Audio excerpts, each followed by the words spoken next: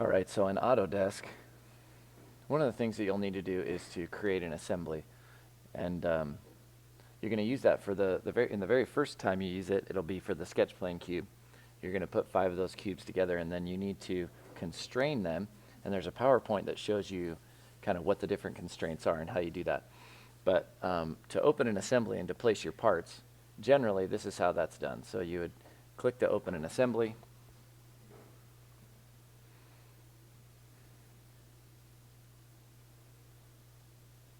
And we wait.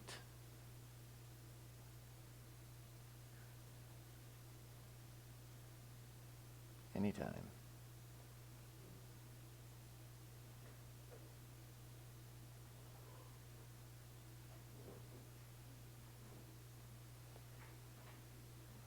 Okay. So in this one, what you would do is you would first start by placing, meaning you need to pick a part and you need to place it.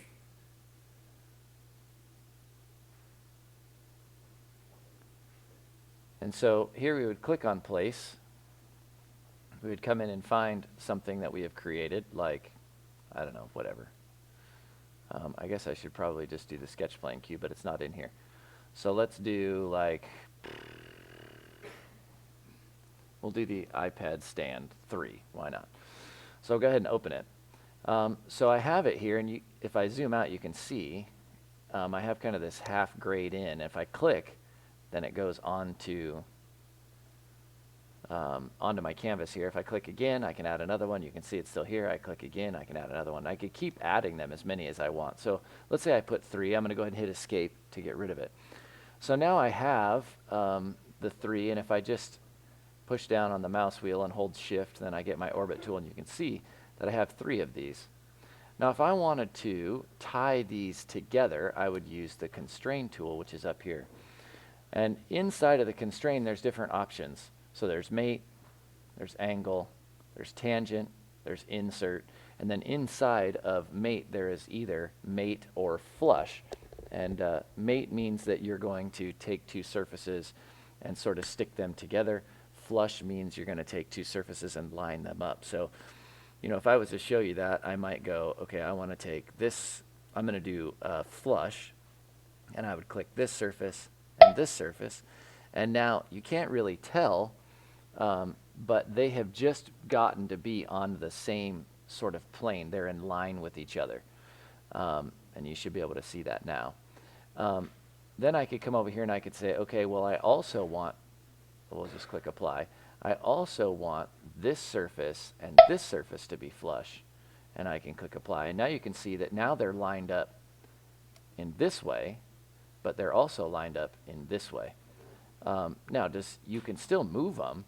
If I go ahead and get out of this and I grab this particular one, as I move it, you can see how they're still not fully tied to each other, because as I move it, they move together, yes, but I can move them closer or further apart, because I've only constrained it now on sort of 2 planes. And that's, you know, everything in here depends on the situation, but in this particular type of situation, you want to constrain it in 3 ways. So I've done 1, I've done 2, and then a third one that I would want to do is if I came in and I said, all right, I want to, instead of flushing it, I want to mate. And I want to stick this, if I zoom in, I want to stick this surface, and I use my orbit tool here, to this surface. And now I click apply, and essentially what's happened is I've like glued those together. So now as I move them, they're completely and totally locked. And as you zoom in, you can see that they're perfectly lined up in every direction. And to where it almost looks like it's just one piece. You can see there the slight line to show you that it is 2 pieces.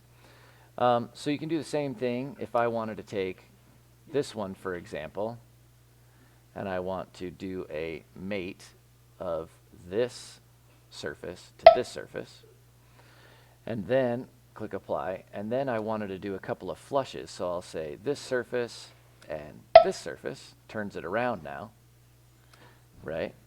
And if I were to grab it, you can see it still moves in one direction. This time it's moving like this. but it is already linked, this surface to this surface, and these two surfaces are glued together, so to speak. They're on the same plane. So I need to do one more to totally lock it into place. So I come in here and I'm going to say, well, what I want to do is I want to go flush this surface with this surface and click apply. And now all three of these are locked together. And when I grab each one, when I grab each one, none of them will move. I mean, they move together as a unit because they have been totally constrained or locked together. So that's how that the assembly works, and that's how constraints work. So what will happen in this case is you're going to be placing the sketch plane cube. You'll put 5 of them, and then you need to try to constrain them together to make an L shape.